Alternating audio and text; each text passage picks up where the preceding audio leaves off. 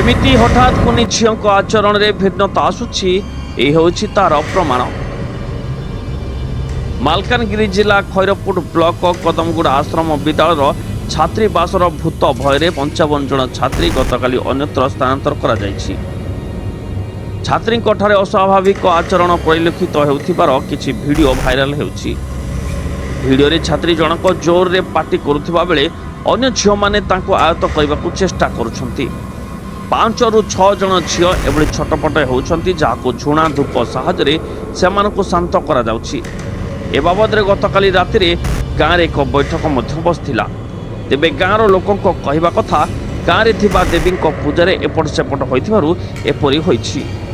ठीक भाबरे पूजा पाठ करबाकू बैठक रे निष्पत्ति होइथिबा जणा जाइछि। छात्रीମାନଙ୍କୁ ସମସ୍ତଙ୍କୁ କାଲି 56 ପିଲାକୁ ଆମେ ସ୍ଥାନାନ୍ତର କରାଇଛି ବଡ଼ବେଲ କମ୍ପ୍ଲେକ୍ସରେ। ତେଣୁକରି ସେଠି କ'ଣ ହେଇଛି ଆମେ ବି ଜାଣିପାରୁନୁ। ସେ ପାଖରେ ଗୋଟେ ଜମି ଅଛି, ସେ ଜମିର ନାଁ ଅଛି ଜିଲ୍ପିବେଡ଼ା। ସେ ଜିଲ୍ପିବେଡ଼ାର ମଧ୍ୟ କିଛି ପ୍ରଭାବ ପଡ଼ିଲେ ଅଧିକାଂଶ ଲୋକକୁ ସେଭଳିଆ ହେଇଯାଉଛି। ସେଠି ଡେଲିଭରି ଅବସ୍ଥାରେ ଗଲେ ମଧ୍ୟ ସେଭଳିଆ ହେବ, ଛୋଟ ପିଲା ଗଲେ ମଧ୍ୟ ସେଭଳିଆ ହେବ। ସେ एक्टिवटा पड़ी जाइए स्कूल उपरे प्रभावटा, तेणुक आम स्कूल परिस्थिति तेबे विज्ञान जुगरे एभली भौतिक कांड जोग आतंकित अछंती अंतेवासी। किछि अंतेवासी विद्यालय घर को मध्य पळाइथिबा देखा दैछि।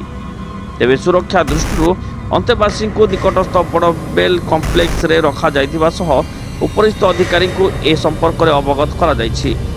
किछि छात्री को डाक्तरी चिकित्सा मध्य करा जिबा परे परिवार वर्ग को हस्तांतर करा जाइछि।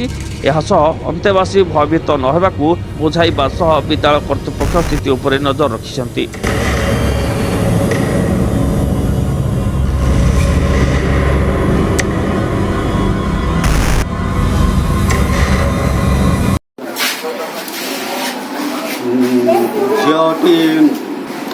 एक जाइला आठू चमकी पड़ा, चमकी पड़ी आसिक कहला सार मोर कौन कौन हो जापर से हाथ गोड़ को छटापटे आएगा। तापर नाई मत झिलकी बेड़ा लगी बोल कहला। तापर धरकी देखी 4-5 का झील सेमती ये हेलापर जहाँ लोक मान संस्पर्श जे लोक मैंने आसते से कहले एमती हम सेमती हम ता अनुसार आम ट्रिटमेंट कलु।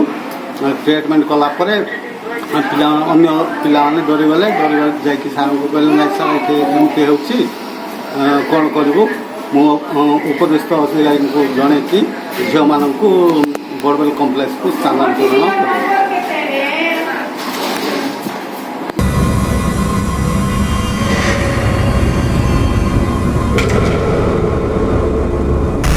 तेबे जिला स्तरीय अधिकारी एही घटना रे पदक्षेप नेबाकू दाबी होइछि। मालकानगिरी जिल्लार वास्तव जेना को रिपोर्ट।